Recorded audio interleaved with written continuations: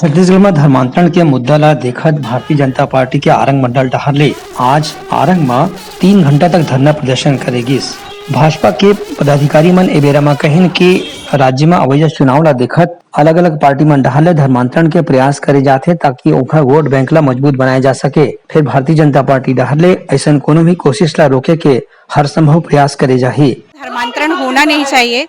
सारे लोगों को अपना धर्म और अपने ही समाज में रहना चाहिए, अपने धर्म को मानना चाहिए और अपने धर्म पर ही आस्था रखनी चाहिए। मैं इस मंच के माध्यम से निवेदन करना चाहूँगी कि जो धर्मांतरण हो रहा है उसे रोका जाए और उसे रोकने के लिए कठिन से कठिन जो सजाएं हैं वो नियत की जाए, जुर्माना नियत किया जाए। जिस तरह से झारखंड, उड़ीसा, गुजरात में नियत किया गया है उस तरह से ही नियत किया जाए। श्रेयान स्वधर्म विघ्न परधर्म सनुष्ठितात् स्वधर्म निधर्म से यह परधर्म भयावह।